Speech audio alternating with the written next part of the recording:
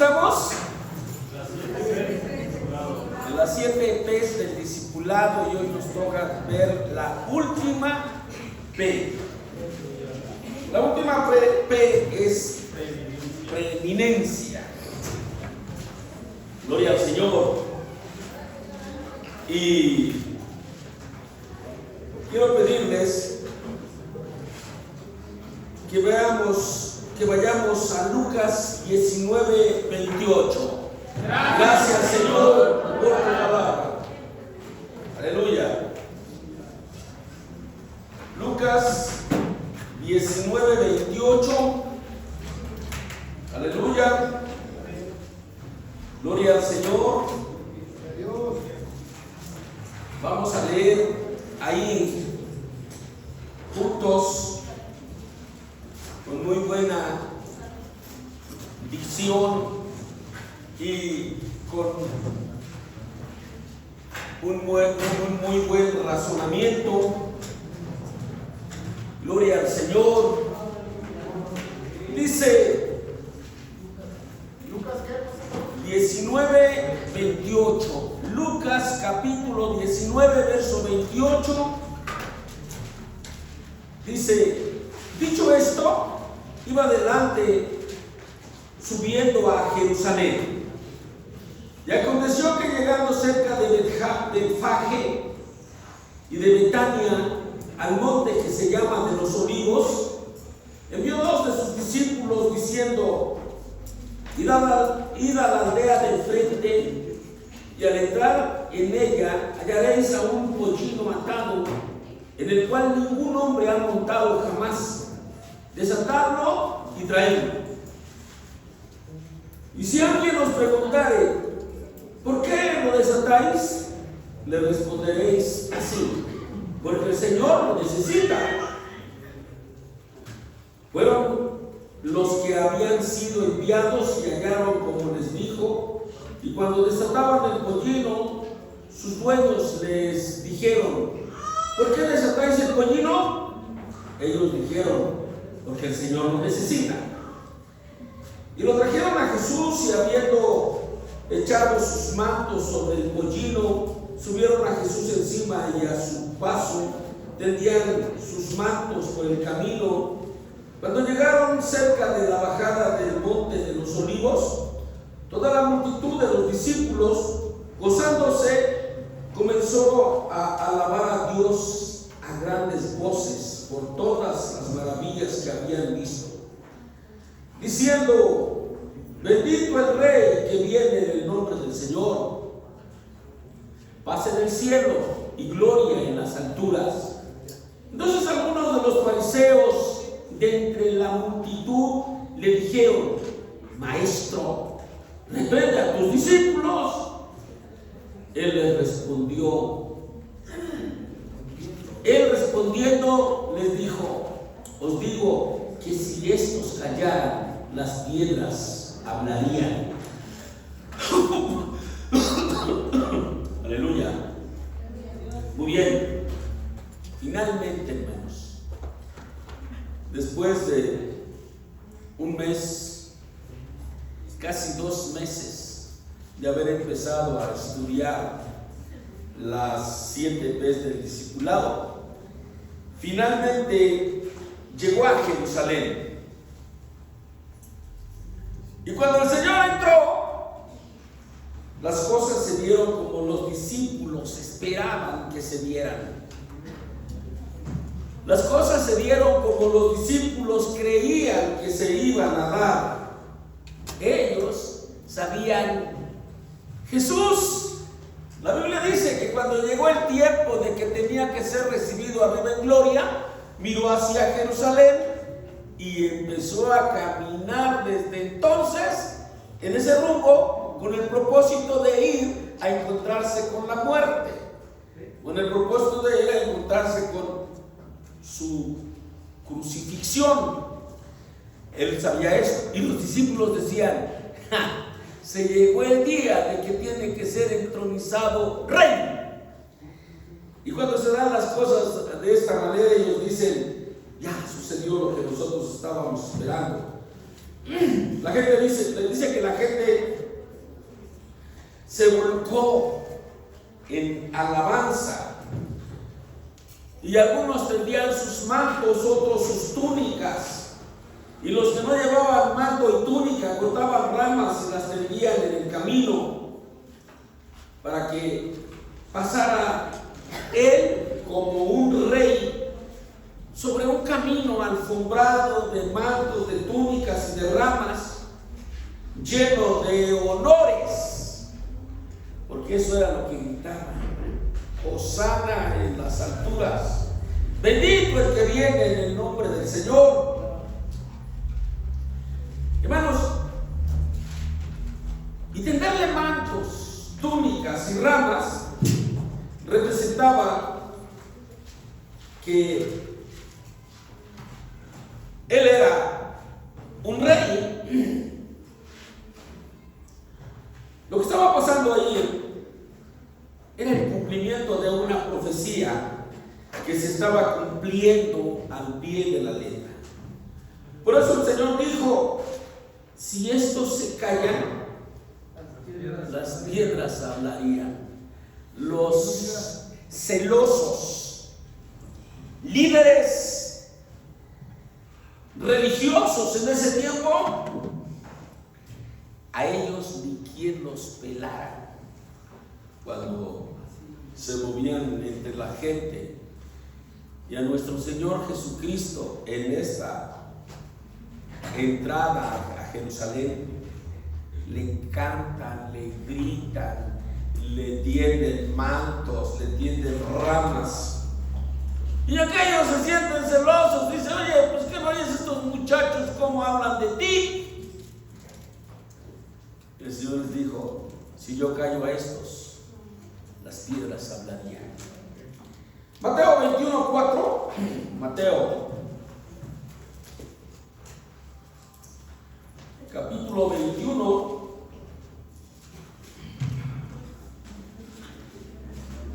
verso 4, dice: todo esto aconteció para que se cumpliese lo dicho por el profeta cuando dijo: decid a la hija de Sión, he aquí tu rey viene a ti, manso y sentado sobre un asna, sobre un pollino, hijo de animal de carga. Bueno, nos damos cuenta que nuestro Señor Jesucristo no entró montado en un caballo como entraría un rey soberbio, sino que entró en una actitud de mansedumbre, como dice la profecía, en una actitud de sumisión, de humildad, como tratando de dar ejemplo a todos aquellos que en algún momento, después de recibir una gloriosa y un glorioso y honroso llamado al servicio, que tengamos también esa misma conducta, esa actitud de humildad, de sumisión, que sea ejemplar. Y entró en esa manera también, porque a partir de ese momento las cosas se iban a desencadenar de una manera vertiginosa. Toda esta euforia con la que él estaba siendo recibido, 3 días después iba a cambiar, y con la misma euforia iban a gritar: crucifícale, crucifícale. Hermanos, y él va a ir a Jerusalén, y dice que escogió un aposento alto, tal como él dijo. Así lo encontraron los muchachos o los discípulos que él mandó. Vamos a mirar lo que dice Lucas 22:8. Lucas capítulo 22, verso 8. Gloria al Señor. Cristo es el Señor, hermanos. Dice: y Jesús envió a Pedro y a Juan diciendo: id y preparadnos la Pascua para que la comamos. Ellos dijeron: ¿dónde quieres que la preparemos? Él les dijo: he aquí, al entrar en la ciudad, os saldrá al encuentro un hombre que lleva un cántaro de agua. Seguidle hasta la casa donde entrare y decir al padre de familia de esa casa: el maestro dice, ¿dónde está el aposento donde he de comer la Pascua con mis discípulos? Entonces él os mostrará un gran aposento alto, ya dispuesto, preparado allí. Ya dispuesto, preparado ahí.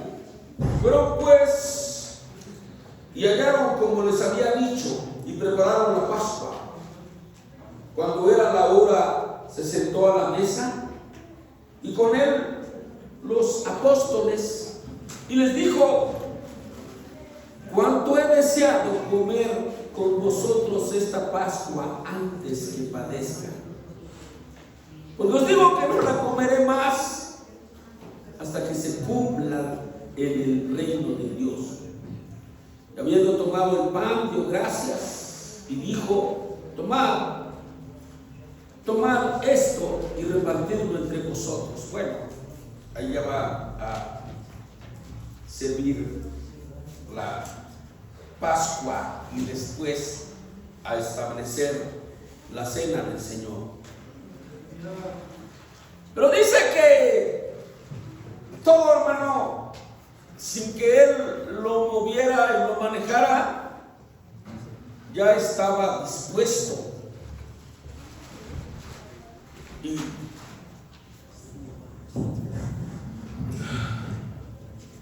aleluya. Dice: pero ustedes vayan para prepararlo todo, y vamos a tener un lugar especial donde poder participar de la cena, de la Pascua, perdón. Y estando allí, hermanos, hizo una expresión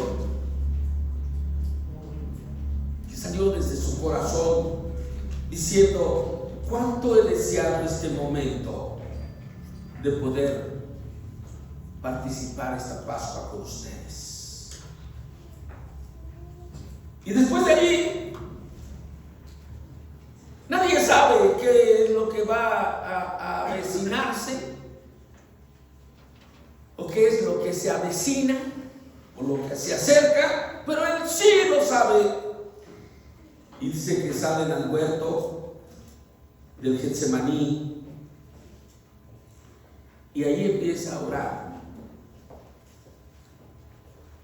y a rendir su voluntad totalmente al Padre. Getsemaní quiere decir prensa de uva, y ese Getsemaní, prensa de uva, es donde él pudo experimentar, hermanos, esa presión, esa prensa que lo estaba comprimiendo.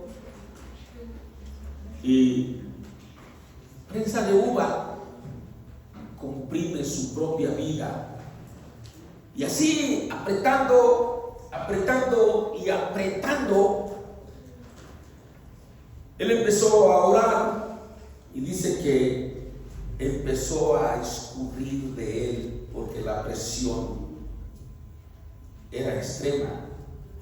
Prensa de uva, donde las uvas eran machacadas, comprimidas, allí él fue comprimido también, y de él empezó a escurrir sangre, porque él estaba siendo sometido a un proceso terrible, emocionalmente extremo,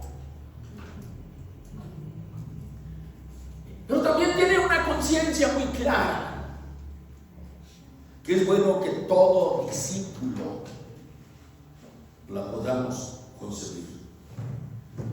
Que todo, hermanos, está en la voluntad de Dios. ¿Por qué situaciones extremas iremos a vivir cada uno de nosotros? Por tanto, que nos compriman, nosotros tenemos que tener una conciencia. Todo esto está en la voluntad de Dios. Antes, cuando Él está haciendo expresiones de que va a Jerusalén para que lo arresten y lo empiecen a torturar, y que les dice que todos sus discípulos lo dejarían solo, Pedro le dice: yo nunca te dejaré, mi vida daré por ti. Y efectivamente,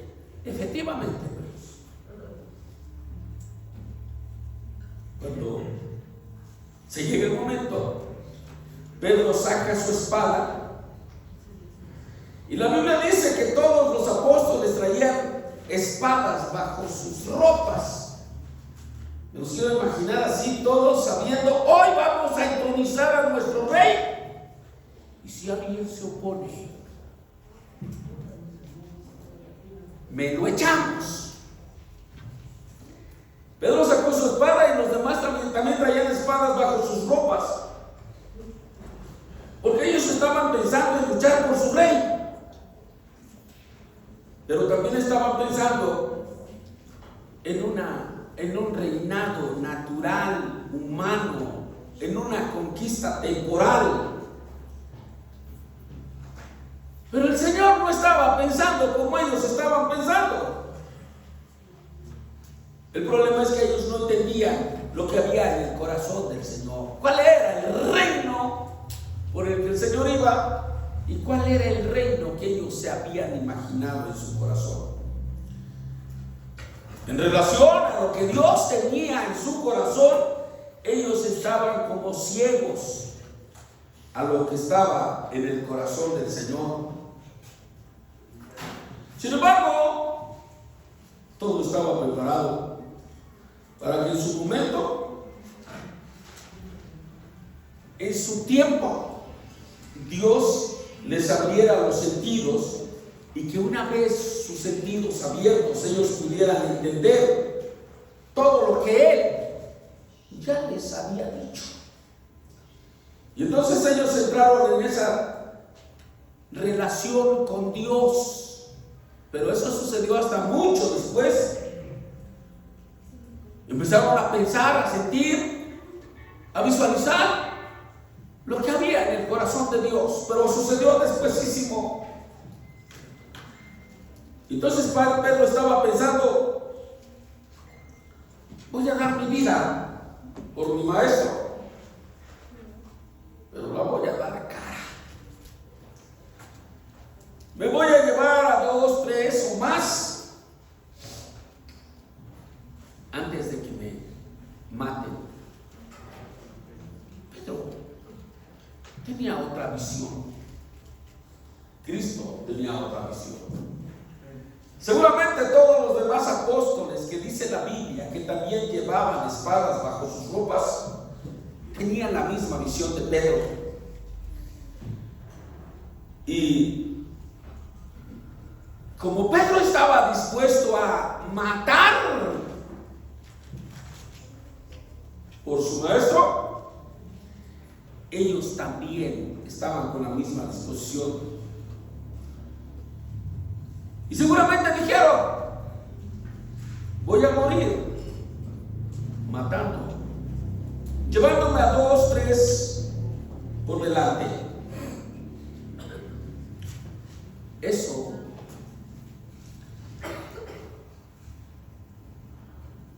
es fanatismo, hermanos. Quiero que sepan que si tú tienes una peregrinación donde traigan un ídolo, te pueden hinchar, porque la gente está dispuesta a matar por su Dios, por su ídolo. Pero el cristiano tiene que tener un concepto diferente, y el cristiano tiene que estar dispuesto a morir por su Dios, mientras que el inconverso está dispuesto a matar por su ídolo o por su Dios, el cristiano tiene que estar dispuesto a morir por su Dios. Eso hace una gran diferencia. El Señor Jesucristo, hermanos, detuvo a Pedro. Fue y pegó la oreja de Malco. Eso provocó fastidio en el corazón de Pedro. Seguramente dijo: el Señor no quiere que yo le sea útil. El Señor no quiere que yo lo defienda.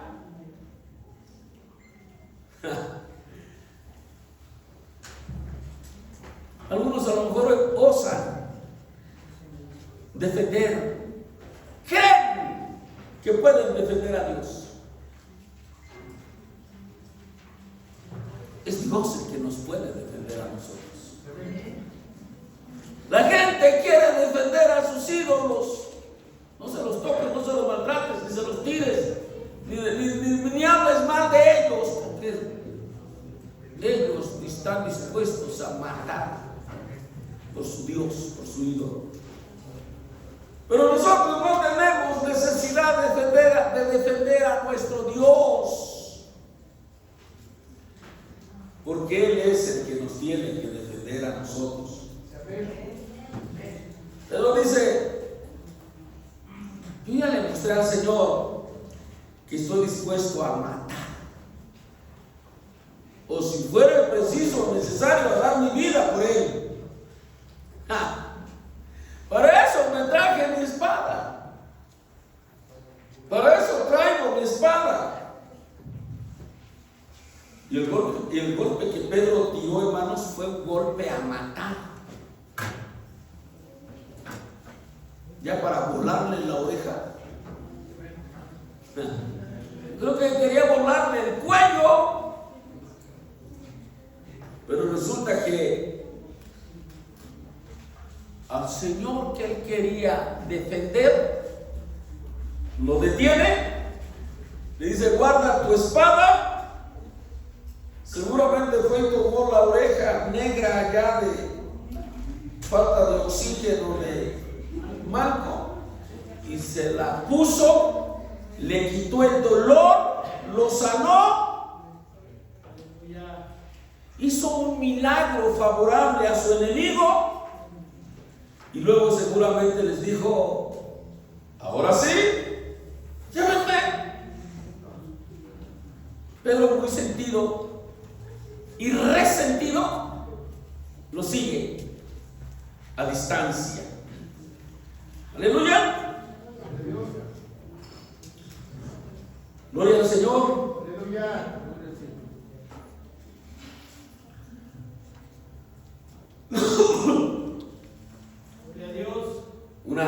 Un seguimiento que le hizo, en donde con una corriente de sentimientos y de emociones diferentes, pero no lo dejó, lo siguió. Bendito sea el Señor. Antes el Señor le hizo una pregunta: ¿tu vida darás por mí? Y Pedro, hermanos, es que antes de los cocolazos, cualquiera dice ¡ja! Pero ahora, a la hora de los cocolazos, también Pedro fue sacatón. Es que no eran 2, 3, era toda la multitud, toda la nación, todo el pueblo. Y el Señor le dijo: antes que el gallo cante, tú me habrás negado 3 veces. Hermanos, si la gracia de Dios no está en nosotros, somos incapaces de poder dar nuestra vida por el Señor. Pero si la gracia de Dios está en nosotros, con nosotros, por nosotros, así a pedacitos que nos vayan desmembrando, y vamos a estar felices, porque por la gracia de Dios vamos a poder. Aleluya.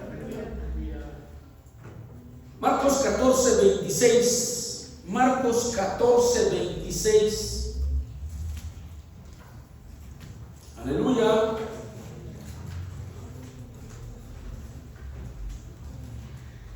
Gloria al Señor. Dice la palabra del Señor: cuando hubieron cantado el himno, salieron al monte de los olivos. Entonces Jesús les dijo a todos, les dijo: todos os escandalizaréis de mí esta noche, porque escrito está: e iré al pastor y las ovejas serán dispersadas.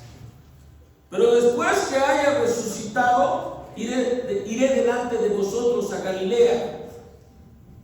Entonces Pedro dijo: aunque todos se escandalicen, yo no. Y le dijo Jesús: de cierto te digo que tú hoy, esta noche, antes que el gallo haya cantado 2 veces, me negarás 3 veces. Vas a con mayor insistencia. Decía: si me fuere necesario morir contigo, no te negaré. También todos decían lo mismo. Es que dice un dicho, hermanos, que prometer no empobrece. Les dije que antes de los cocolazos todos eran valientes. Al momento de los cocolazos todos fueron sacatones. Y podemos darnos cuenta como el Señor le dijo a Pedro: no digas que tu vida darás por mí, porque me vas a negar. Y cuando nosotros entendemos ante quién negaba Pedro al Señor, cómo lo llegó a negar, a lo mejor los 3 seríamos críticos de Pedro, pero no sé cómo actuaríamos nosotros si se tratara de ser nosotros, que lo tuviéramos que confirmar o afirmar que somos sus discípulos, o decir también como Pedro: no conozco a tal hombre.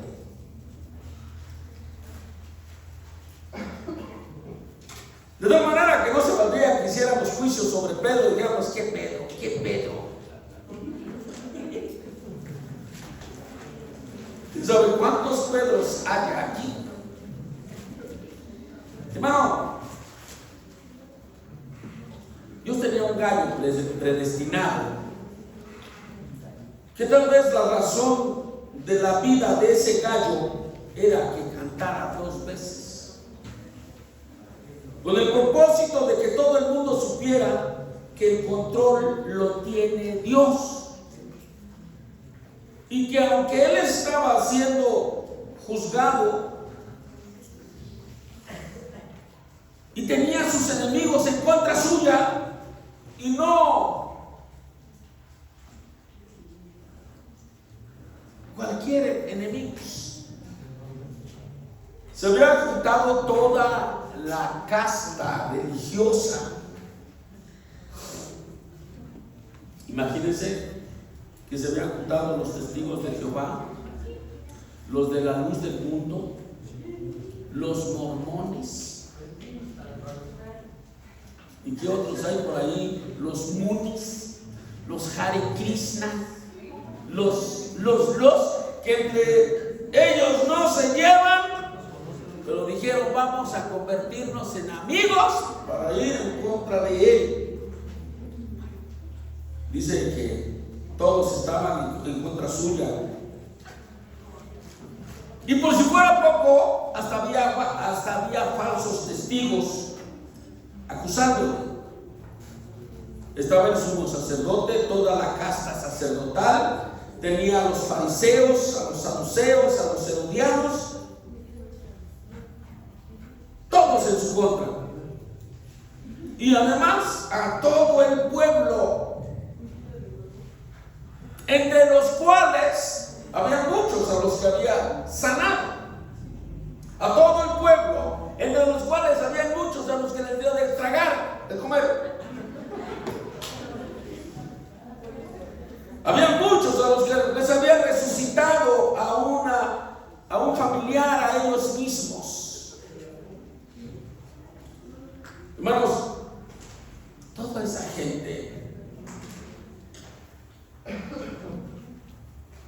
gritaban a una: crucifícale, crucifícale, crucifícale. Con euforia lo hacían. Además había un Poncio Pilato, un individuo convenenciero que estaba mirando su conveniencia política. A él le interesaba quedar bien con el pueblo, le interesaba darle gusto al pueblo. Gloria al Señor. Gracias, Francisco. Aleluya.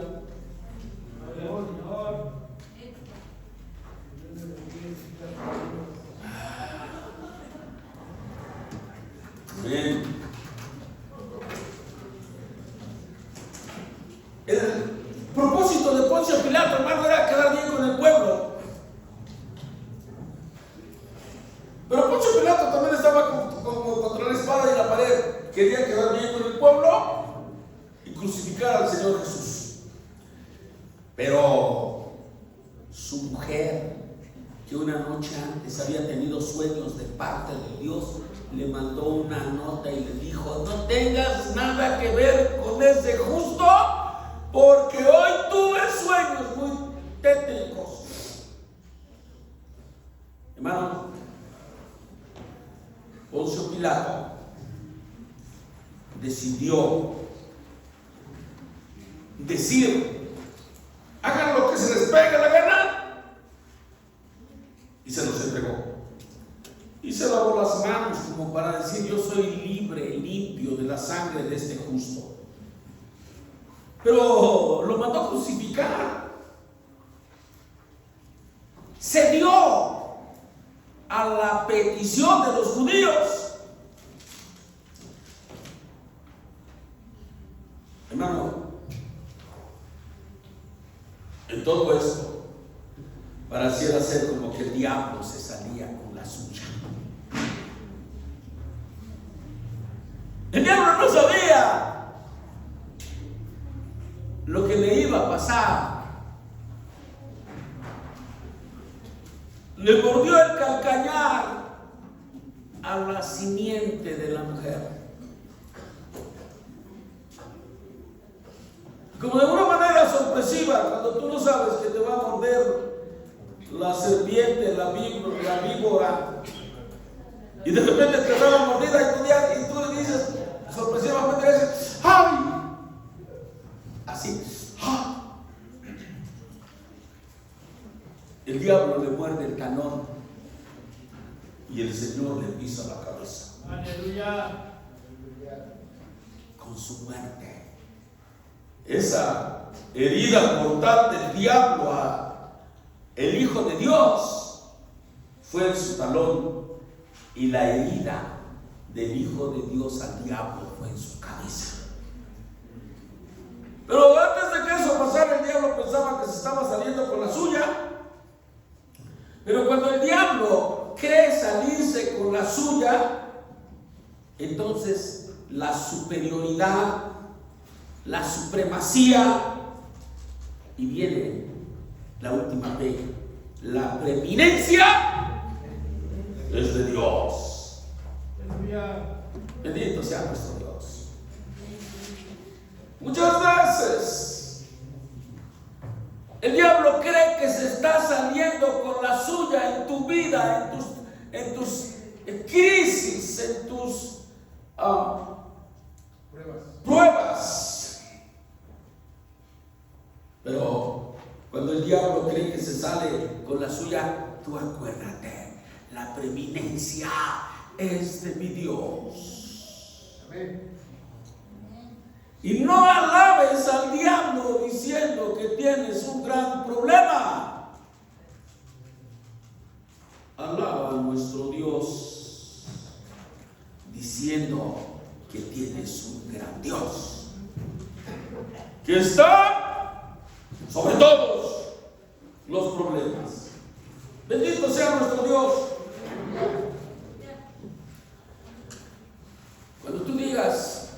Cuando tú dices, ahora sí parece ser que hasta aquí llegué, ahora sí parece ser que todo acabó. Hermano, es posible que Dios haya acabado, no contigo, con los obstáculos que no te dejan avanzar, que hay en tu vida. Dios no está pretendiendo acabar contigo. Dios está terminando con aquello que te estorba, pero que a lo mejor se metió muy y enraizó en tu corazón, y que hay que arrancar las raíces, y que cuando eso suceda tú vas a estar diciendo, ¡ah! ¡ah! Y vas a estar diciendo, hasta aquí llegué, se acabó para mí todo. Y acuérdate que Dios está acabando, no contigo, con lo que te estorba, con lo que sirve como un obstáculo en tu vida. Porque acuérdate que cuando tú estás muerto, es cuando Dios va a poder fluir con libertad a través de tu vida. Cuando tú estás muerto para ti, cuando tú estás muerto para el mundo, cuando estás vivo para Dios, cuando eres débil, es cuando se manifiesta la fortaleza y el poder de Dios en tu vida. El canto del gallo es una proclamación de la superioridad, de la supremacía, de la preeminencia de nuestro Dios. Hermanos, el canto del gallo es una proclamación del poder y del control soberano sobre tu vida. Quiero que te imagines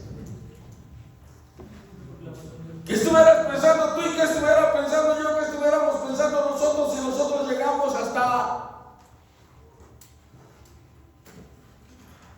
el tope. Y en el tope nos matan. Porque Cristo llegó hasta donde el diablo lo asesinó. Y pareciera ser que el diablo se salió con la suya, pareciera ser que el diablo ganó. Pero allí es donde la preeminencia es de Dios, fue de Dios.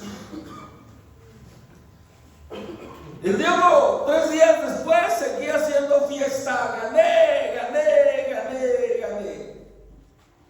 Pero cuando se manifestó la preeminencia de Dios, el diablo se le cambió los rasgos faciales de alegría, de triunfo, de victoria, por una situación de derrota. Eso que esté en tu mente, en tu corazón, cuando estemos viviendo tiempos en donde estemos pensando, hasta aquí llegué. No pierdas de vista que la preeminencia es de nuestro Dios. Y que ni muertos el diablo se saldrá con la suya. y que aunque muertos, tenemos la victoria sobre el diablo. Bendito sea nuestro Dios. Hermano, dijimos que el canto del gallo exhibió el control soberano de nuestro Dios, de la majestad, del propósito de nuestro Dios. Hermano, nuestro Dios se propuso hacer perfecto al hombre sobre cualquier cosa. El propósito de Dios es que nosotros estemos en control, en victoria sobre cualquier situación o circunstancia, siempre y cuando no perdamos de vista la permanencia de nuestro Dios. Que tenemos a Dios de nuestro lado, que tenemos a Dios con nosotros, que tenemos a Dios por nosotros. Y si tomamos esa conducta, si tomamos esa actitud, no dudes de que cuando Él venga va a encontrar a gente perfecta, porque sabemos que no hay nada, que no hay nadie que pueda estar sobre nosotros. Cuando nosotros estamos confiando, creyendo, esperando en nuestro Dios. Bendito sea el Señor. Hoy en este tiempo nosotros estamos en uno de los tiempos más gloriosos, en el tiempo más especial. En la mañana veíamos que nuestros antepasados, según lo que dice Hebreos 1:1, dice que Dios, habiendo hablado muchas veces y de muchas maneras a los padres a través de los profetas, pero en este tiempo a nosotros nos está hablando a través de su Hijo, de Cristo. Y eso nos pone en un nivel por encima de lo que sea. Y si eso está en nuestro corazón, eso se va a manifestar en nuestra vida. Y entonces vamos a estar en uno de los tiempos más preciosos, más gloriosos, porque se están cumpliendo las cosas que Dios se propuso. Eso es lo que Dios se propuso. Que tú y yo veamos la gloria de Dios, que en nuestra vida se manifieste el poder de Dios. Pues lo hagamos como lo que Él hizo para enseñarnos a nosotros. De tal manera, hermanos, que todo está apuntando hacia la venida de Cristo. Cristo está preparándose una iglesia dependiente, con confianza en Él, dependiente de Él. Y que eso provoque que en el corazón de todos los que tenemos ese sentimiento, nos estemos despojando de todo lo que contradice los principios de Dios y nos estemos aprovisionando de todo lo que nos hace ser aceptos delante de Dios. Y que entonces seamos esa iglesia santa, sin tachas, sin manchas, sin arrugas, ni cosas semejantes. Y cuando Él venga, encuentre una iglesia preciosa, que junto con el Espíritu tengan el mismo clamor. ¿Cuál es el clamor de la iglesia y del Espíritu? Ven, Señor Jesús, ven. Bendito sea Dios, hermanos. Que tengamos claro, hermanos, que la venida del Señor Jesucristo está muy pronta, muy próxima. Y si no ha venido, es porque la iglesia perfeccionada todavía. Pero cuando ya la iglesia esté ese remanente perfeccionado, entonces el Señor Jesucristo viene.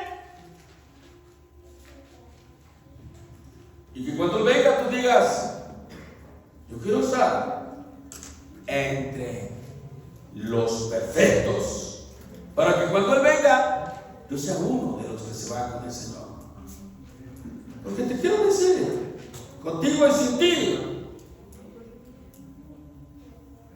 con nosotros y sin nosotros, el Señor lo va a hacer. Hermano, Dios nos ha llamado a todos a participar. Dios te ha llamado a ti individualmente, a mí individualmente, a participar de esa segunda venida del Señor, para que podamos tener lugar y participación en su trono y en su reino. La invitación está abierta para todos. No todos estamos respondiendo, no todos están respondiendo al llamado, a la invitación. Hermano, el Señor está diciendo: ¿quieres ser siervo? ¿Quiénes van a reinar allá? Los que hoy aquí seamos siervos con el servicio semejante al servicio de Él con nosotros. Y entonces nos dice: si quieres ser siervo aquí, sigue estos pasos. Porque si tú quieres ser siervo aquí, allá vas a reinar. Una vieja muy ventajosa le digo al Señor: Señor, quiero que mis dos hijos estén sentados al lado de ti, uno a la derecha y otro a la izquierda.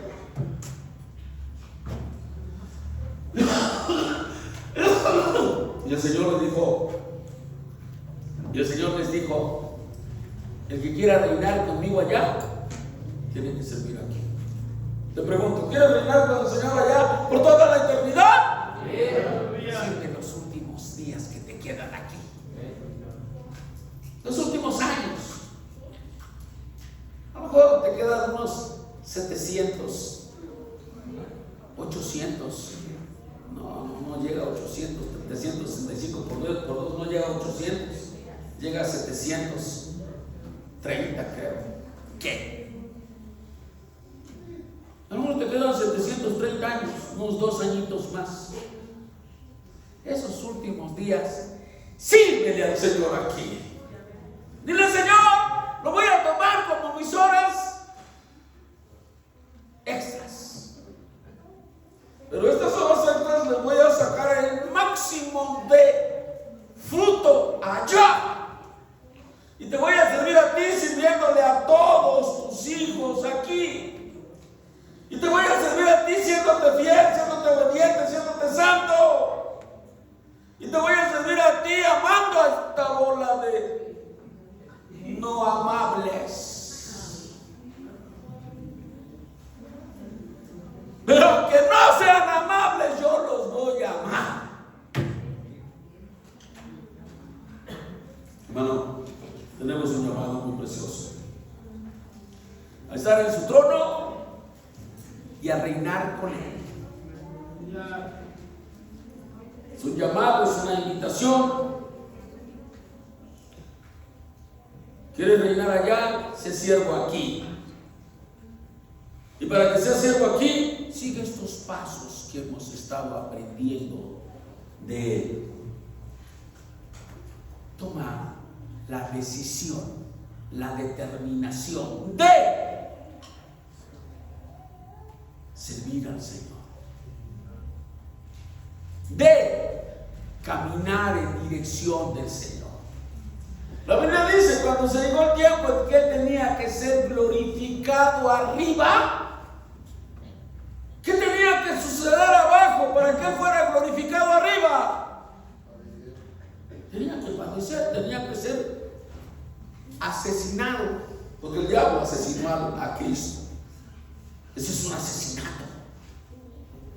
Porque como no pudo demostrar que nuestro Señor Jesucristo era un delincuente y que por eso podían hacer caer sobre él la ley y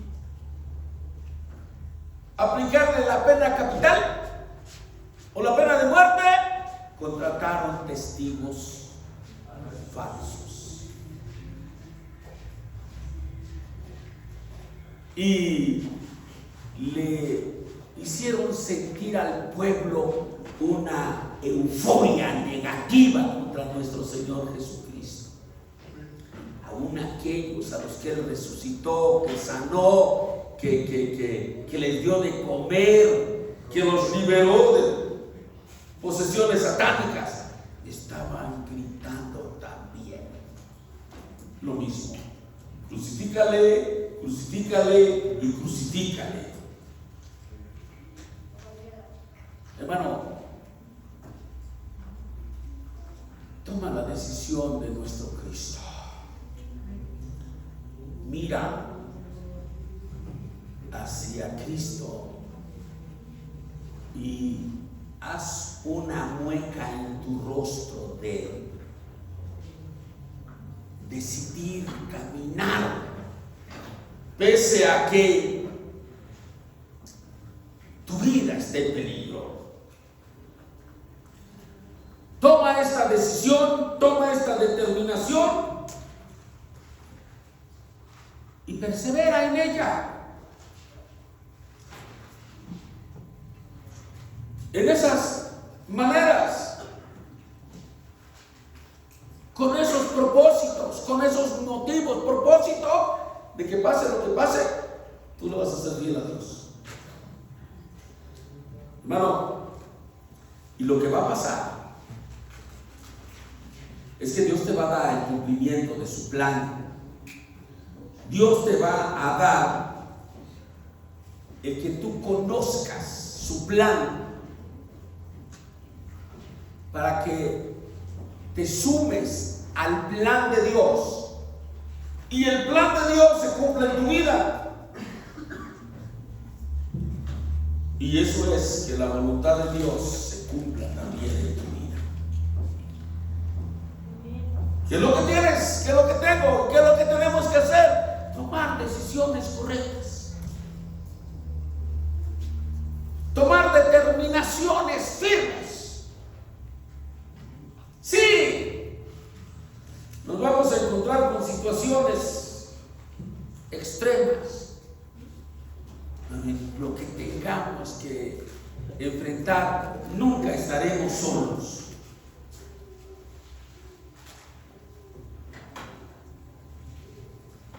Pero Dios nos ayudará a cruzar todas esas situaciones de inconveniencia. Conscientes de que nada está sobre lo que Dios ha determinado.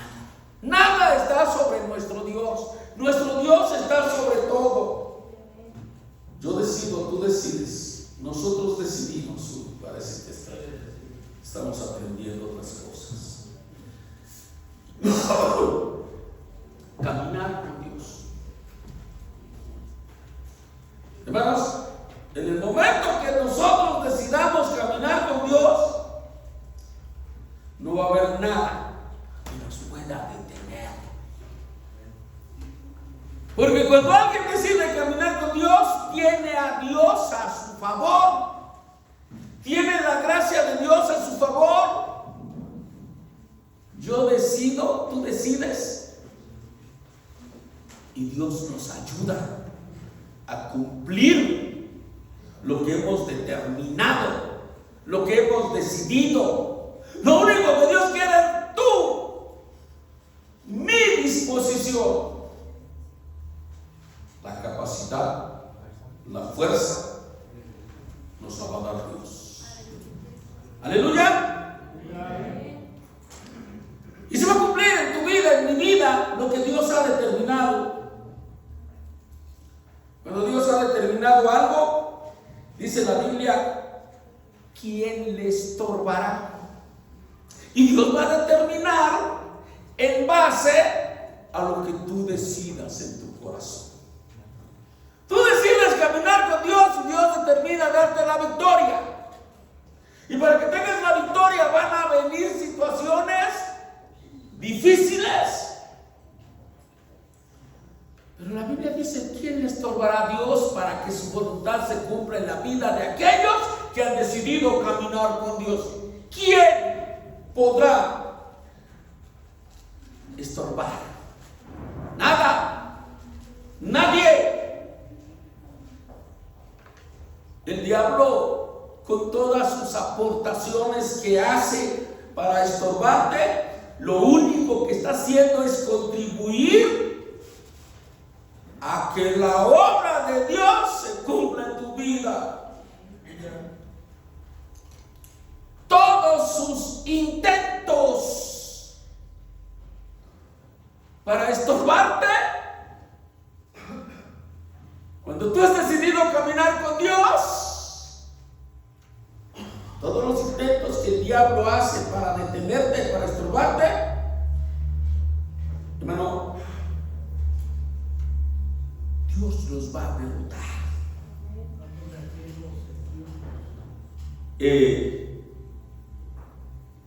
Y te vas a dar cuenta, el diablo contribuyó para que yo tuviera victoria. Para que el propósito de Dios se cumpla. Para que yo logre lo que Dios tiene diseñado para mi vida.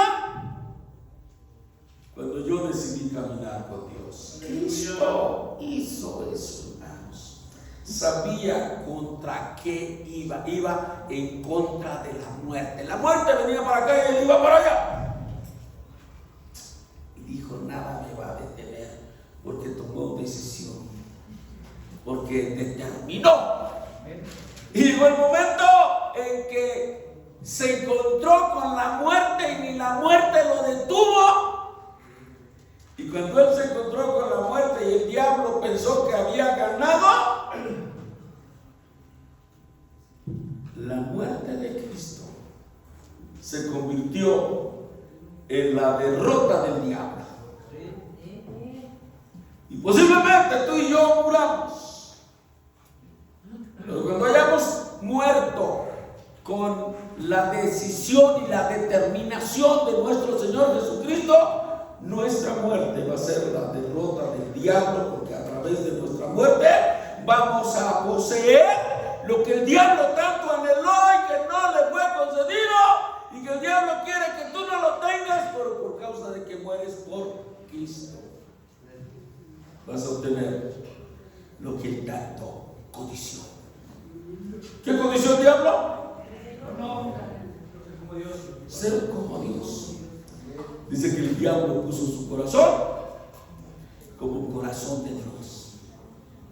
Y dijo: toda esta gloria que le damos a Dios va a ser mía. Y entonces, todos esos intentos del diablo para parar la obra de Dios van a servir para que el propósito de Dios en tu vida se cumpla. Hermano,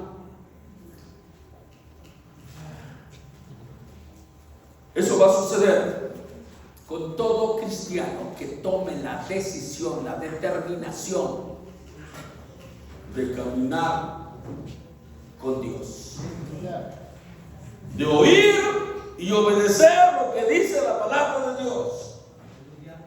Aunque aparentemente eso se convierta en un déficit económico, social, no sé qué tantas cosas más para nosotros, pero que nosotros tomemos la decisión de caminar en obediencia a nuestro Dios. Eso va a suceder con todo cristiano que ha determinado caminar con Dios.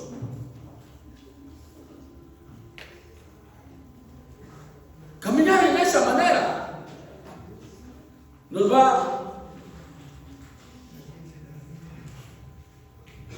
a llevar a victoria. La victoria de nuestro Señor Jesucristo va a venir sobre aquellos que toman las decisiones semejantes a las de nuestro Señor Jesucristo. muchas oposiciones, muchas victorias. Y muchas veces vamos a palpar, a mirar, a disfrutar la gloria de Dios.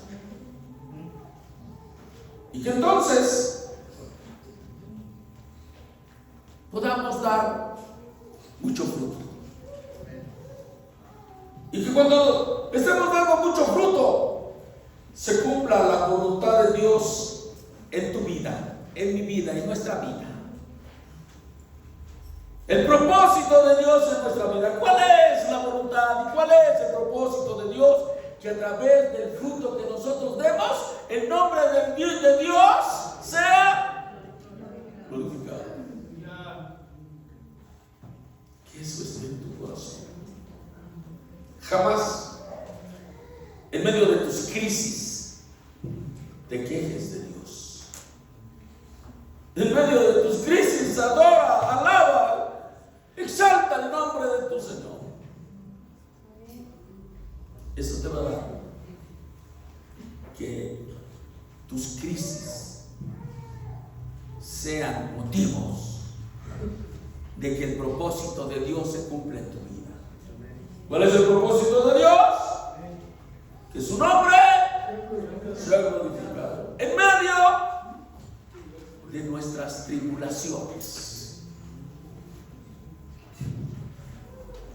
Todo el que está en el discipulado, camino al discipulado, tiene que usar sus crisis, sus tribulaciones como medios de glorificar el nombre de Dios y no como medios de quejas, de reclamaciones, de lamentos. No, hermano, ni te quejes, ni lamentes, ni reclames. Adora a Dios, alaba su nombre, exáltalo. El diablo va a estar en una esquina ahí diciendo: a ver, ¿a qué hora se empieza a quejar? A ver, ¿a qué hora le empieza a reclamar al Señor? Cuando menos que lamente lo que le está pasando. Y tú empiezas, hermano, a recordar como aquellos hombres que cuando Dios los pasó por tribulación, adoraron al Señor, alabaron al Señor. Un hombre dijo, después de que se quedó pobre, sin hijos,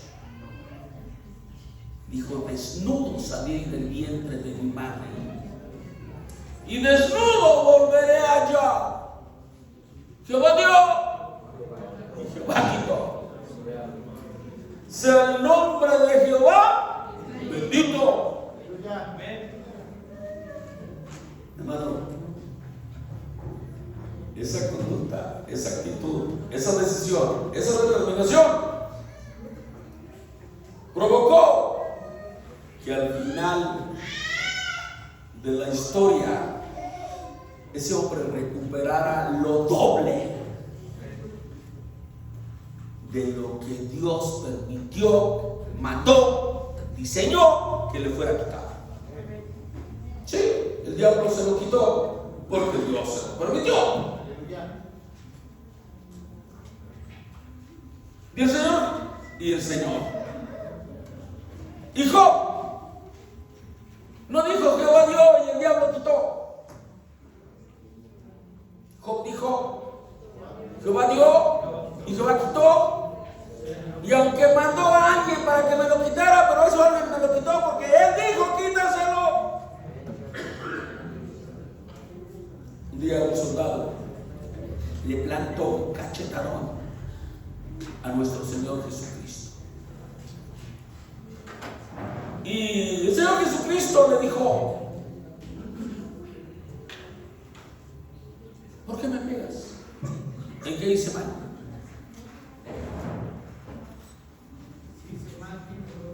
si hice mal, dime dónde está mi mal. Estoy pensando, hermanos, estoy pensando. No es eso lo que te quiero decir. Un día Pilato le dijo al Señor: ¿a mí no me contestas? Yo tengo poder para que en este momento decir déjelo ir, y también tengo poder para matarte. ¿A mí no me contestas? El Señor Jesucristo se le quedó mirando, lo barrió de arriba abajo y le dijo: ¡ja! Le dijo: ningún poder tendría sobre mí si no te fuera dado de lo alto. ¿Sabes quién me está poniendo en tus manos? Mi propio Padre. Amén. Bueno, no hay de qué preocuparnos cuando estamos en la preeminencia de Dios. Aleluya. Y lo que venga, que aparentemente nos sea contradictorio, va a traer una mayor bendición. Amén. Así que nuestro propósito es que empecemos, continuemos y terminemos aprendiendo a ser buenos discípulos para darle toda la gloria al que tiene diseñado en la vida de cada uno de nosotros llevarnos a poseer la eternidad, disfrutando de todo lo que es del Cristo, desde el trono hasta el reino y todo lo demás. El discipulado que estamos aprendiendo aquí, lo estamos aprendiendo de Cristo como el Maestro. Bendito sea nuestro Dios. La próxima semana continuamos con algo diferente. Hasta aquí terminamos las 7 P's del discipulado, mirando a Cristo como el Maestro por excelencia. Aleluya. A partir de la próxima semana vamos a empezar a caminar en algo que es cómo ser buen siervo. ¿Quieres ser buen siervo? Vete la próxima semana y no te pierdas ningún estudio. Padre, solamente queremos darte gracias por las maneras en cómo nos estás llevando de la mano a ser discípulos semejantes a nuestro Señor Jesucristo. Que cada uno de nosotros, Padre, tenga en su corazón tomarlo a Él como Maestro y nosotros declararnos como sus discípulos. Padre, obra en nuestras vidas. Danos esa decisión, esa determinación de caminar como buenos discípulos del único Maestro, Cristo Jesús. Así caminó Él, y nosotros queremos caminar así también. En el nombre de Jesús te lo pedimos, Padre. Amén. A ver.